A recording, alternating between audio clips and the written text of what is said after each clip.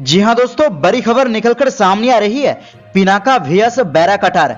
Armenia Azerbaijan संघर्ष में आमने सामने भारत और तुर्की के हथियार, बनी दो धुड़ियां, कौन किस पर भारी।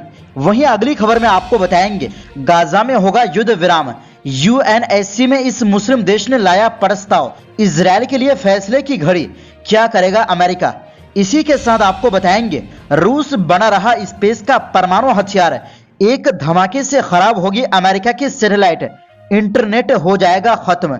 जानेंगे क्या है पूरी खबर, सब कुछ हम आपको विस्तार से बताएंगे, तो आप मेरे साथ इस वीडियो के आखिर तक बने रहिए। उससे पहले, जैसे कि हमारा ऑफिशियल चैनल MW न्यूज इस वक्त बंद है, तो आप हमारे इस नए चैनल को सब्सक्राइब करके हमसे जुड़ जाएं।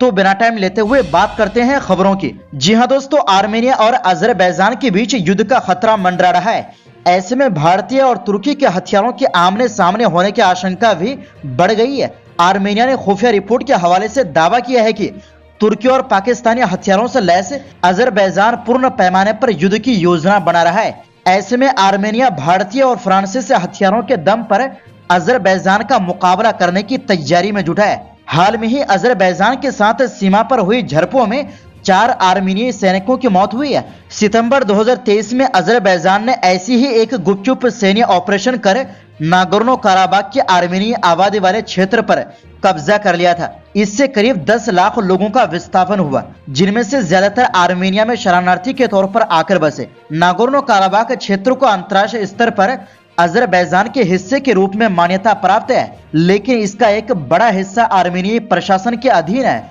जमीन के इस टुकड़े को लेकर आर्मेनिया और अजरबैजान के बीच पिछले 3 दशकों से कई बार युद्ध हो चुके हैं। नागोर्नो काराबाख में आर्मेनियाई आबादी बहुसंख्यक है। वो खुद को एक स्वतंत्र देश के तौर पर देखते हैं, जिन्हें आर्मेनिया का समर्थन भी हासिल है, लेकिन अजरबैजान इसका विरोध करता है। बताया जा रहा है कि अजरबैजान तेल से समृद्ध देश है। ऐसे में वो पैसों की मदद से हथियार खरीद कर आर्मेनिया जैसे कमजोर देश को हमेशा दबाता रहता है। आर्मेनिया अजरबैजान संघर्ष ने 2 धुरियां बनाई हैं। इनमें से एक है अजरबैजान का गुट, जिसमें तुर्की और पाकिस्तान शामिल है। दूसरी ओर आर्मेनिया का गुट है, जिसमें भारत और फ्रांस शामिल है।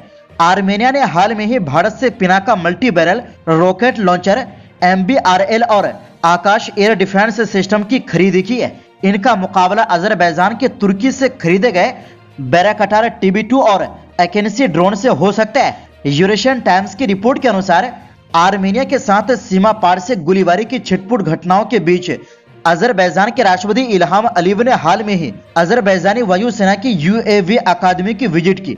इस दौरान अजरबैजानी सेना के बैराकटार एकेंसी ड्रोन का प्रदर्शन किया था। अजरबैजान ने अपने नए एकेंसी ड्रोन के लिए नए ट्रेनिंग सेंटर का उद्घाटन किया है। इस ड्रोन को अजरबैजान की वायुसेना में शामिल करने वाले समारोह में खुद राष्ट्रपति अलीव ने शिरकत की थी। अजरबैजान ने तुर्की से एकेंसी ड्रोन की खरीद से जुड़ी डिटेल को गुप्त रखा है। अभी तक इसकी जानकारी नहीं मिल पाई है कि अजरबैजान ने तुर्की से कितने एकेंसी ड्रोन की खरीद की है।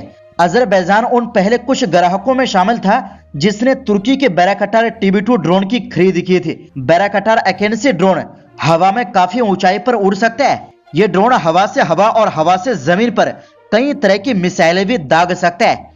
आर्मेनिया अजरबैजान युद्ध ने ही आधुनिक युद्ध के मैदान में ड्रोन के आगमन की शुरुआत की थी। खुद आर्मेनिया ने स्वीकार किया था कि वो तुर्की के ड्रोन के कारण अजरबैजान से युद्ध में हार गया था। दरअसल बताया जा रहा है कि आर्मेनिया ने खुद को भारत निर्मित पिनाका MBRLS और एक एंटी टैंक सिस्टम से लैस किया है। पिनाका को 2023 में ईरान के रास्ते आर्मेनिया पहुंचाया गया था। पिनाका MK1 की रेंज 38 किलोमीटर है। ये कम समय से काफी तेज गति से दुश्मन के एक बड़े इलाके पर हाई एक्सप्लोसिव से लैस रॉकेटों को फायर कर सकता है। एक Pinaka multi barrel rocket system 44 second में 12 रॉकेट दाग सकता है, जबकि इसकी एक बैटरी 72 रॉकेट दागने की क्षमता रखती है। पिनाका दुश्मन पर हमला करने के बाद तुरंत ही अपनी जगह बदलने में भी माहिर है। इसी के साथ आपको बता दें कि जी हाँ दोस्तों, संयुक्त राष्ट्र सुरक्षा परिषद में इजरायल हमास युद्ध में तत्काल मानवीय युद्ध विराम की मांग को लेकर मंगलवार को वोटिंग होने की संभावना है। इस बार युद्ध विराम का प्रस्ताव अल्जीरिया ने पेश किया है। ऐसे में मंगलवार का दिन इजरायल के लिए काफी अहम माना जा रहा है। अगर सुरक्षा परिषद गाजा में युद्ध विराम पर रजामंदी दे देता है तो इजरायल पर आक्रमण रोकने का दबाव बढ़ जाएगा। हालांकि सबकी निगाह अमेरिका पर टिकी हुई है। अमेरिका संयुक्त राष्ट्र सुरक्षा परिषद का स्थायी सदस्य है, उसके पास वीटो शक्ति भी है जो किसी भी प्रस्ताव को रोक सकता है। संभावना है कि अमेरिका इस प्रस्ताव पर वीटो कर सकता है। हालांकि ऐसा करने की उन्होंने धमकी भी दी है।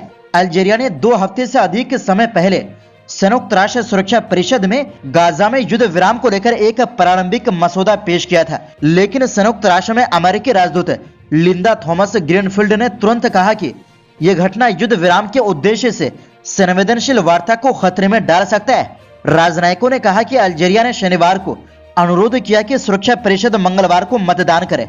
वोटिंग को अपनाए जाने के लिए संयुक्त राष्ट्र सुरक्षा परिषद के प्रस्ताव के पक्ष में कम से कम 9 वोटों की जरूरत होती है, वो भी तब जब स्थायी सदस्य जैसे अमेरिका, ब्रिटेन, फ्रांस, चीन या रूस में से कोई देश वीटो नहीं करे। यह प्रस्ताव फिलिस्तीनियों को गाजा पट्टी से जबरन बेदखल करने की इजराइल की महत्वाकांक्षी योजना को खारिज करता है और सभी पक्षों से अंतर्राष्ट्रीय कानून का पालन करने का आह्वान करता है। साथ ही अल्जीरिया ने गाजा पट्टी में मानवीय सहायता के त्वरित और सुरक्षित डिलीवरी के लिए एक वातावरण बनाने का अनुरोध किया। अल्जीरिया के प्रस्ताव में 26 जनवरी को गाजा में इजराइल की आक्रामकता पर अंतर्राष्ट्रीय अदालत के आदेश को पूर्ण रूप से लागू करने का आह्वान किया गया, लेकिन संयुक्त राष्ट्र में अमेरिकी राजदूत लिंडा थॉमस ग्रीनफील्ड ने शनिवार एक बयान में कहा कि अगर यह प्रस्ताव सुरक्षा परिषद की बैठक में उठाया गया तो यह पारित नहीं होगा।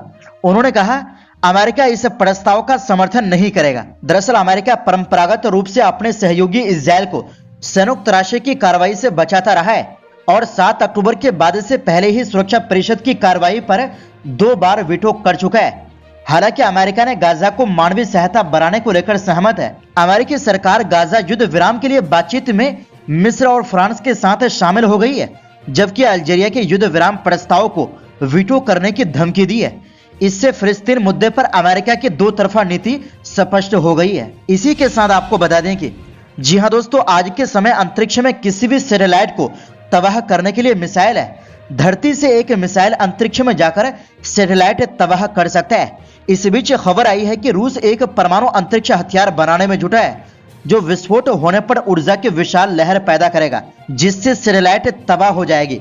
ये वाणिज्यिक और गवर्नमेंट सैटेलाइट्स के एक बड़े समूह को तबाह कर देगा, जिस पर पूरी दुनिया में सेल फोन पर बात करना, बिलों का भुगतान और इंटरनेट सर्फिंग निर्भर होता है।